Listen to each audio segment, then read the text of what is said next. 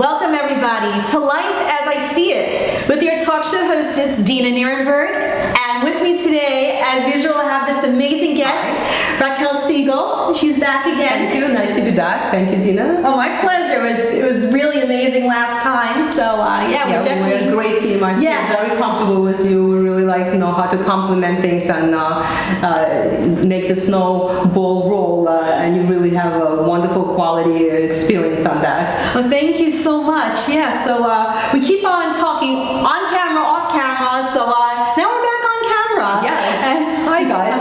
But we were most recently discussing the riots of last spring. The pandemic was already full swing, unfortunately, and it was horrible, and so many horrible, terrible things happening. And it seems like the liberal left was really having their day. And unfortunately, there was a murder up in Minnesota. And there was that was horrible. That a cop should feel like he could, choke the life out of somebody who was just, presenting a false 20 at a cashier. Now, it's not right to do that, obviously, but what was he thinking? What was this cop thinking, choking the life out of somebody? And this led to a lot of unrest in our country, and it really made the liberal left, I guess you could say, rise to their occasion, so to speak, with many we don't need this kind of freedom. We don't need this kind of freedom, where there's no order, where there's no law and order. We don't need this kind of nonsense. And everybody, of course, should have their say, and everybody should have, their time to speak. But it was taken too far. I believe that if you have something to protest against, there should be a protest. If you want to march against something, of course you should have a march.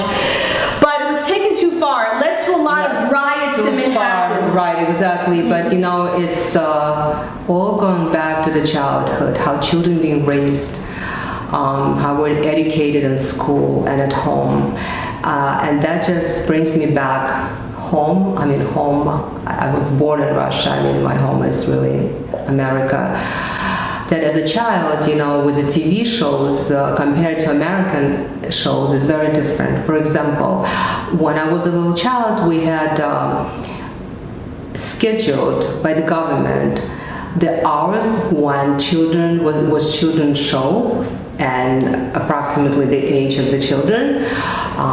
So in the morning they had programs for babies, because all the children were in school, and then in the afternoon after school they had programs for children, all the children, and then there would be half an hour show before children go to sleep, lullaby songs, so that was acceptable time for children to watch TV.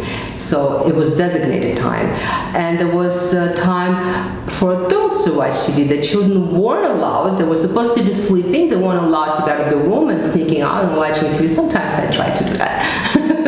Our children try to do anything they can, just like a normal child would.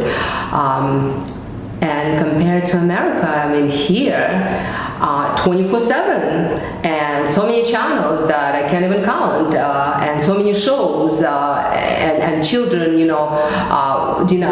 what kind of shows children watched years before compared to children's shows compared to now? You have your children growing up, so what did they what were they watching, I would say 15, 20 years ago? What they're watching around now? What do you say? Well, back then they had a lot of just fun cartoons, a lot of adventures, let's say us going here, us going there, shopping day, getting lost, oh my gosh, what to do, coming home, what kind of adventure-y things. And what kind of language was used? Language was extremely careful. There were actually shows where the heroines or the heroes would get kind of punched out, a second later they'd be back up. But that was I remember always growing up. But I feel like lately the cartoons are they're extremely heavy. Sometimes we'll take my daughter to the movie theater to watch, a cartoon movie, and they feel the need to drag in everything. It's not just funny anymore. The way watching TV, kids' TV used to just be hilarious. We'd sit around laughing. Now when you're watching, these kids' movies, you spend half your time crying, and they have to bring in all types of adults. And what language? What language do they use? The language is definitely making a downhill twist there. It's still not terrible for the kids' movies, but just the themes that they put in now are just scary, Right. sometimes extremely sad, and sometimes both. It's like, I don't even know when's the last time my daughter and I were able to sit through a child's movie. They're just Right. hard to sit through. They're just not fun anymore. You know, And, it's fun. and like, was it action movies or love stories? Well, fantasy. everything and anything between. Mostly fantasy. Right. But they're just not making it cool anymore. And What kind of fantasy that they used to watch before and they're watching now? and it used to be, you know, kinds of like, say, romances and all that kind of Right, thing, and or now? just like, you know, just fun, adventurous type of thing. And now it's just kind of, it just gets so sad. So a parent always leaves. Or somebody from the child's life always just goes away and you never see them again till like the end of the movie, or somebody gets abandoned, or there's... And you know what? And I remember while I was working with young children, and you know, the shows children will watch, and sometimes I would say, you know what? I used to, you know, watch the show with my children, like Channel 13, Mr. Roger, you know, all those Right. really beautiful shows that you could learn something from. My daughter used to say, I want Mr. Roger to be my father. Mr. Rod, everybody loved listening to Mr. Rod. You know, so children were really learning the, you know, vocabulary, beautiful words, respect, you know, and Mr. Roger was amazing. Just gonna touch on Mr. Roger. He was really, We all love Mr. while I was Rogers. going to the national teacher conferences, and I remember once was in California, Mr. Roger was on a panel. Oh my you know, God. yes, and I was like, wow, Mr. Roger, my favorite, and my daughter's father. Just kidding.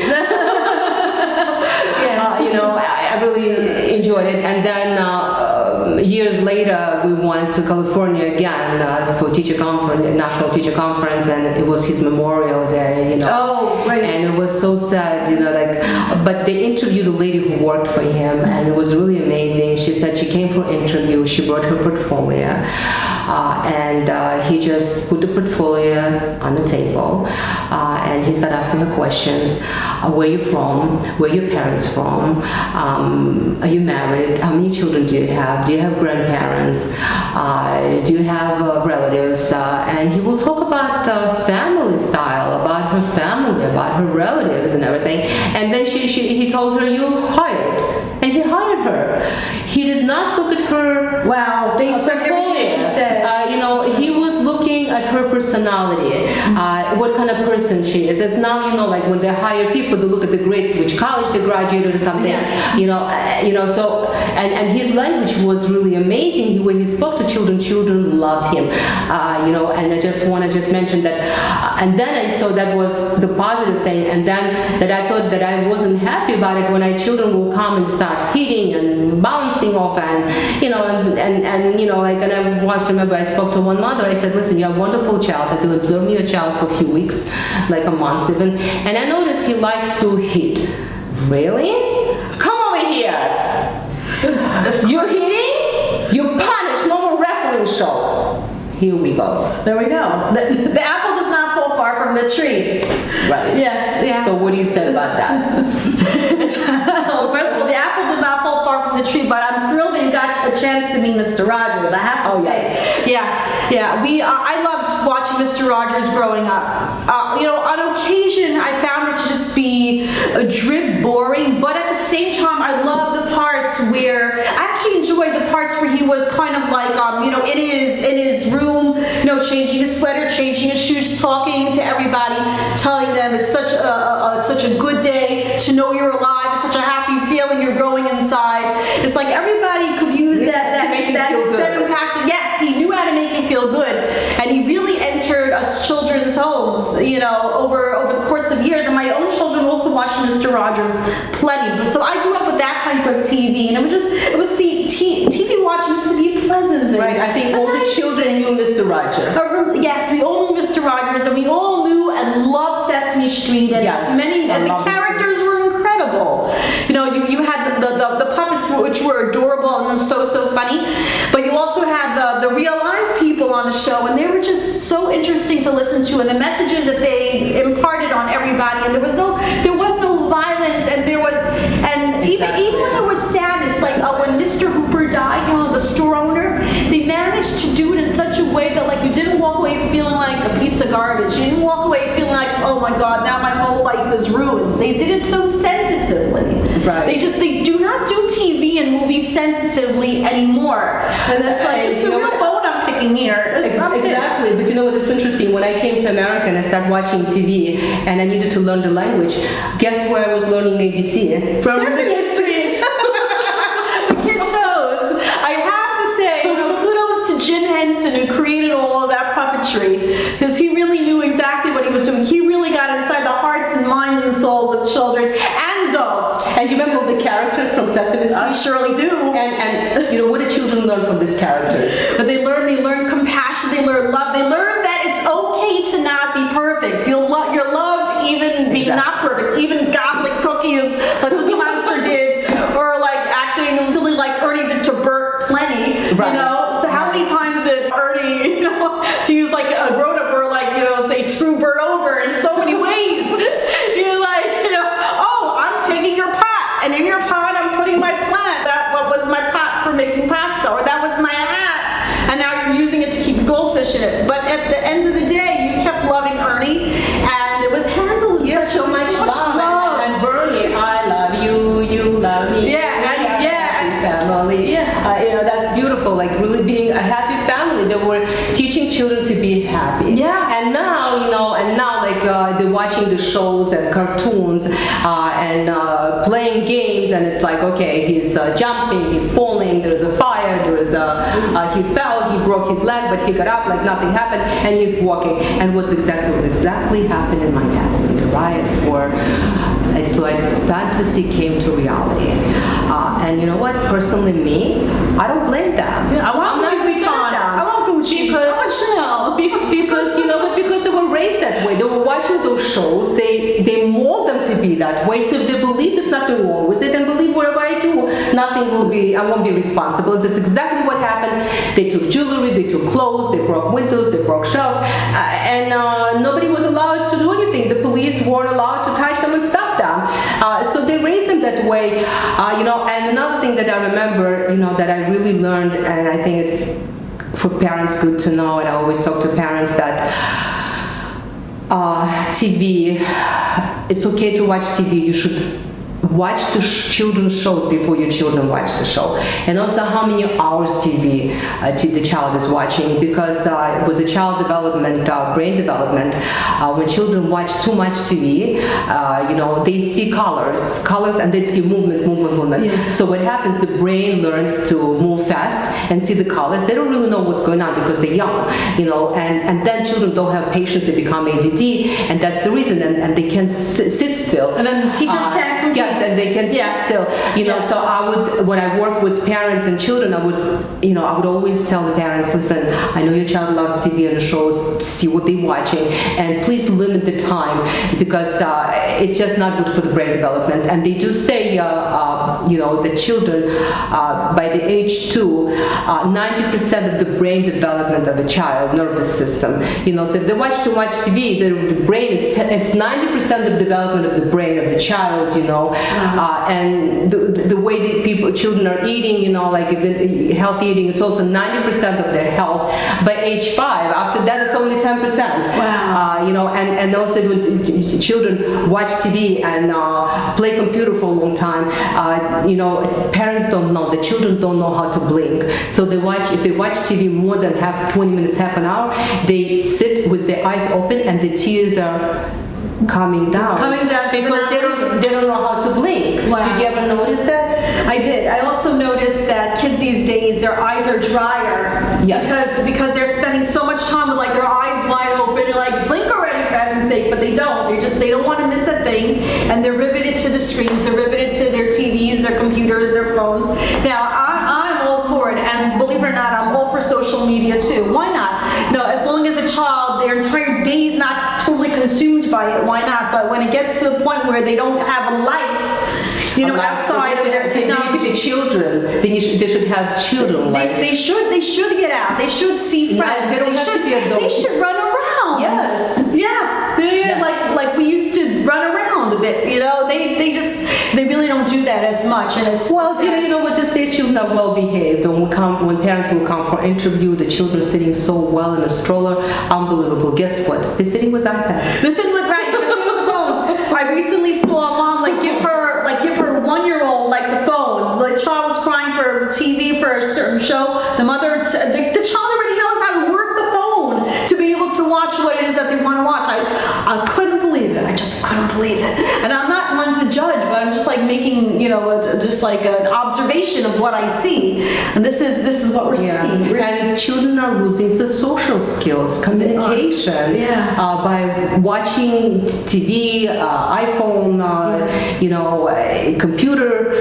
They really losing their social skills. Yeah. Wait till they go back to school this fall. As it is, they didn't have enough social skills. They lost whatever social skills they had while they were home during the pandemic and having to Zoom. So wait till they get back to school in September. That's going to be a really, really scary thing. Yeah, and expressing their feelings, because the early childhood, some people say, oh, this is just like you babysitting. No. I learned one thing that I didn't know that, but it's really early childhood. It's really physical, emotional, social, intellectual of the child development. For the child to feel complete, independent, to know how to express the feelings, to know how to say no. Because why do children hate? Why do children bite?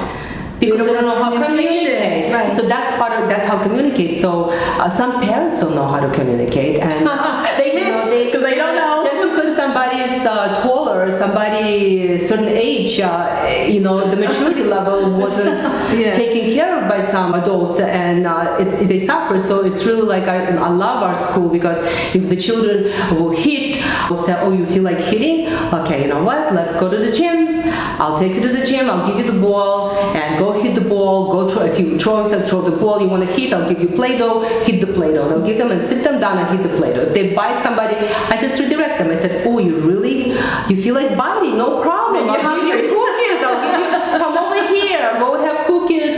Bite a carrot. This is your friend. And then teach children to speak up and say if they don't like something, say I don't like it. Don't do that to me. It hurts me. To express their feelings. Because why do they hit? Because they don't know how to say it. So they have to say, oh, if the child is hitting, I would tell parents, well, tell them, you really don't like that. It really hurts your feelings, And if children want to play with somebody, I would always tell the child, don't ask, just say I'm playing with you. Because when the child goes asking, more likely they're going to say no, the other kids. So early childhood is really teaching children. Also dress up.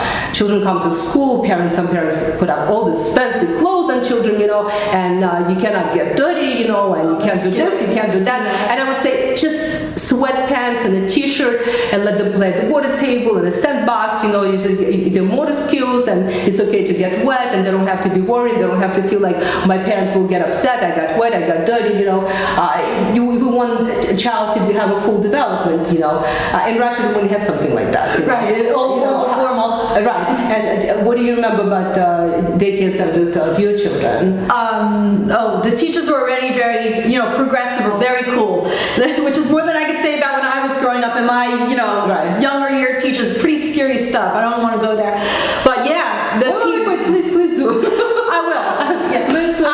I found that my teachers, and I only remember just because it was so traumatic. My kindergarten, pre-1A, and first grade teachers were they were scary people, and they didn't want to get closer to you, and they wanted you to feel like, oh, I am teacher, you are student, you have the right to shut your mouth, you have the right to do as we say, you have the right to not argue with anything that we say, and you have the right to be scared of us. That's how we were meant to feel. It's very interesting because one of my do what I say. Do as I say, not as I do, obviously, right. Because I'm the teacher and you're the student. I was recently at one of my shows, and I met up with an acquaintance who was actually in my same kindergarten class, and I said to her, you know what, you're going to find this funny, but I actually remember you as a kindergartner, and I'm like, you were a lot of fun. I remember you being very cool and a lot of fun. She's like, really? I remember myself as being some kind of a nerd. And I wanted to say to her, that's because our teachers tried to make us feel like nerds, but we weren't nerds. We were really cool kids. So we were wrecked by our teachers who made us feel like we were junk, like we were absolute nothings and nobodies. But now with my own children in the past, 25 years, the teachers are much cooler, and they do encourage a child to get involved in every single activity. It's okay to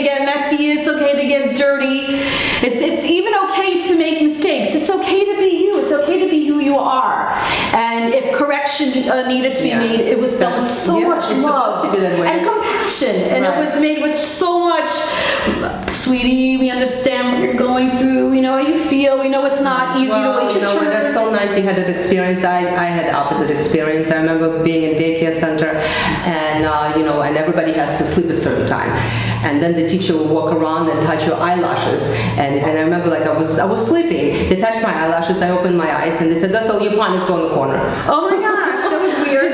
Go in the corner. And then I remember I need to go to the bathroom. They wouldn't let me go to the bathroom. Okay, So, that's the worst one. Yes, That's the worst. and then let's say when we're eating in Russia, right, in the daycare center, time to eat, you have to finish everything on your plate. Oh, my teacher You're not said that allowed to me do that. too. Time Instead of this, really? they were. Yeah, and then time to go to the bathroom, everybody's sitting on the potty, you cannot get off the potty until you make. That's even worse. You're not allowed to. Wow. Unreal. It was so much control. It was like you couldn't make. You can't even go to the bathroom do what you want when you. No, it's like they tell you when to go to the bathroom. Everyone They has tell you their own when to schedule. eat. They tell you when to eat and when not to eat and when to sleep and when not to sleep. Everything is really that's Predestined by them. That's equalized, so everybody's equal and everybody in school. Also Even your toilet habits have to be equal. Yes, so it was Unreal, surreal experience. No wonder we're both teachers. Yes. Why do you do things differently? Give me 5. That's a nice sweaty five. This is why we're doing what it is that we do with our lives. It's to make up for some kind of a void that we felt, growing up, with these silly teachers who thought that they knew all, thought that they could put you on some type of a bathroom schedule, thought that they could force you to eat all of your bread, force you to eat all of your soup to the point where you're puking it up. And some kids did, I do remember this very, very clearly. There were kids who could not finish all their food, teachers forcing you to finish your food, children puking it up. But it's not like that. When I'm in my daycare center, children ate as much as they want. Wherever Now, they don't yes. want, they just put it back in the bag and bring it back home. So parents knew how much they ate, Oh, that's right. With Yeah. my kids also, it was done that way. Right. With my kids also, it was done that way. Like some years when the children like very, very young, like 2 and a half, we actually had to like pack them up a lunch, and they would bring it to school, eat what they could, and then the teacher would send home the remains. Now that's coming back to me. Yeah, Right. this was done. And I also like that in America, if somebody on welfare or single parent, a lot of community colleges have daycare centers that parents could go back to school. I was working in one of those daycare centers, and children had opportunities of all different kind of areas to be involved. And the parents were educating parents with children at the same time how to raise children and how to talk to them, and that really helps them a lot. Parents were very grateful. I had one mother she came over to me. She said, please, can you teach me not to hit my children? I'm just like, she said, can I talk? She said, because I see how you talk to my children. And she said, like my children come home and say, Mom, use your words, not your hands. And then she said, I observe you and I heard how you talk to children. She said, please teach me. I don't want to hit my children. I was like, wow. So even the way you and I as teachers, we're modeling not only to children, but we're modeling to the parents. Their parents are looking up, and we're there to help parents and children, especially Kingsborough parents who's not educated or something, so they're really learning a lot, and it helps children, and children learn how to speak up. I had one little girl who came back to visit, and she was saying, the mother said, Madeline went to school, and the teacher was raising her voice at her, and she told the teacher, use your words, not your voice. And she said, right, this is how you talk. And she told her teacher. So as a professor, And it's such a reward when you educate children and you see them maturing and being independent and confident. It's such a great feeling. When I just started working, they had a kindergarten program, and the teacher was out, so they asked me to work with the children, teach them how to read. So one little girl, next time she only wanted me to teach her. And you know what? I taught her how to read. And you know what? Teaching reading, it's to love it really. Now she's writing children's books. oh wow. Yes, it's like how you teach. It's all how you present it to give them. the love that I didn't get as a child, I gave it to other children. But in Russia, they just, I don't remember getting love, and you as a teacher, know that we give as much love with and even so that my students are grown-ups. Yeah. They still need the love, and not only that, they're the parents of the next generation. It's very, very important to impart on them the messages that love makes the world go round, compassion is everything, first for yourself and then for other people. So ladies and gentlemen, this is Life as I See It. With your talk show hostess, DENA Nierenberg, and my co-hostess, Raquel Siegel. Thank you. Wishing you all an amazing, amazing day, and we'll see you soon. Mwah.